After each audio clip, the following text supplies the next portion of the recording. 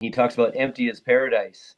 And the idea with his Yeah. lyric is, you get on these awesome tropical island vacations and you sit there for a day or two, and then you're like, well, what's next? What do I do now? There's nothing here for me.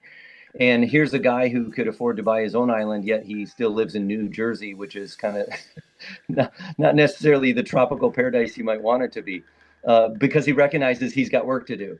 And so I think about that a lot. Is like, if I could head to one of those ideal locations, would I? And I don't think that I would. I think I got to stay rooted with the long, cold winters, which forces me inside and keeps me writing. That's good. Yeah, so that's a benefit, a spin-off benefit, I guess, from where you live. Yeah, for me, I don't think I would be looking to move anytime soon. I'm quite happy, and things are right where I am now in southeast of England. Fairly relatively close actually to the coast, so that's always a good thing. But if I were to move, the place I think I would love to go to is New York and live in Manhattan by Green Park, Central Park, somewhere there. I've been there 2 or 3 times now, and for me, Manhattan is one of the great places, and the idea of actually living there would be a bit of a dream come true. So yeah, wow. New York for me. Yeah. All right. Right. Awesome. Okay. Yeah. Right. So we will just go to understanding and introducing Joseph. How do you pronounce your last name? Schertz. Schertz. Yes. Wow. Wow, that's nice. Yeah.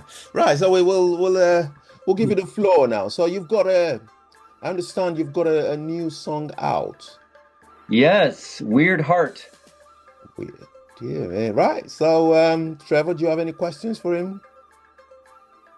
Well, yeah, I suppose the 3 of us are involved in music, aren't we? So yeah. I noticed, first of all, Joseph, you've got a very nice Gibson guitar there, which I guess is up there with the best makes, isn't it? So yeah, you're a guitarist. You play other instruments as well? Yes, I do. I play drums and ukulele and bass, singer-songwriter, piano, that kind of thing. And do you home record? Do you record at home or in your own studio? Yeah, the advantages of unlimited time and zero budget other than buying the equipment outweighs anything. Yeah. So you're a professional as a singer-songwriter. That's what you do. Yeah, I run a school of music in Mayhem, so I teach the next generation how to do this thing. Very good. Yeah, that's great. That's a great feeling, actually, because probably 3 or 4 years ago now, I ran a class of youngsters to teach them the guitar and then the piano as well. And I suppose we were doing that for a couple of years, and to see them start, most of them with nothing in terms of music knowledge, and then being able to play the chords we played. There's probably about 9 or 10 of us, and we were then playing a repertoire of songs each week, and seeing them progress was a great feeling. So I think what you're doing there is great to encourage the youngsters into the business, really. Yeah, and we do a lot of jam sessions. So a lot of times I'll be teaching my drum students from me being behind the guitar, or I'll teach my guitar students by me being behind the drums. And really teaching them how to work with other musicians.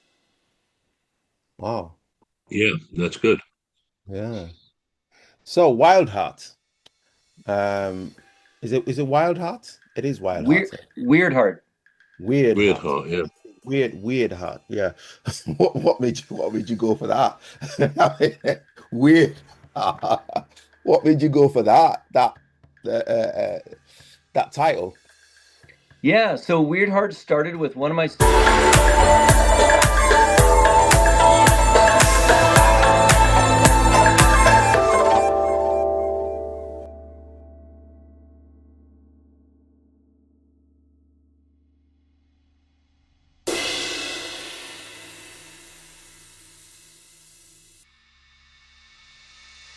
Wierd Heart started with one of my students, Delilah. She was 11 years old at the time we started the song, and she was just expressing feelings of, hey, I got this cold feeling inside, I got a weird feeling inside, I got a bad heart kind of thing. And we were just starting to dabble with those expressions, meaning I try to say, hey, there's no subject that's out of bounds here when we're writing songs. You can write about anything you want to, and even if it's something really bad and you got to get it out, just get it out, and we'll feel better about it later. And in Delilah's case, we were working on Wierd Heart. We set it aside and worked on other songs, came back to Wierd Heart, set it aside, came back. She ended up dying at age 12 of suicide. Oh. Yeah, and so I took it upon myself I had to finish this song that she and I had started a year and a half earlier. And so what happened was I was asked to play at her celebration of life, and I'm like, oh, there's only one song. I'd have to finish Wierd Heart. So I finished it up and played it at this celebration of life, and then we were able to get it all synced together and release it, and her voice is on the song as well. Wow. Oh, that's such a sad story, but for something good to have come out of that, that's really good. Well, yeah, her parents are certainly very sad about the situation, but extremely happy that their daughter's voice is now in 250 countries around the world. And her daughter's voice will outlive me, meaning it'll be out there forever. Wow. I think, bruv, you've got a song similar, aren't you? Annalise? Yeah, Annalise. Yeah, I wrote that about a friend of mine, actually. She a bit younger, but she was 21 some years ago now, probably 10 or 12 years ago. And no, I don't know about your young friend, but the thing about suicide, I think, is that so often there are no signs whatsoever. And this is really the point I made in my song, Annalise, that she was a lovely friend.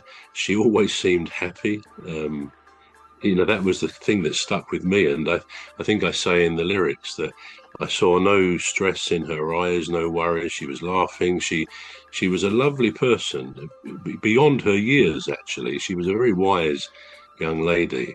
And when this happened, I can't describe the shock of something like that. I mean, we hear about suicides, don't we? And it seems to be one of those things that we all tend to think happens to other people, other families. But of course, it can strike closer to home. And it's so often when people talk about it, the families, the friends, they say the same thing, that there were no signs at all that this was going to happen. Would you say, Joseph, that this young girl of 12 years, were there any signs there? Did she have a known condition that may have led to the suicide? She certainly was struggling with being picked on at school.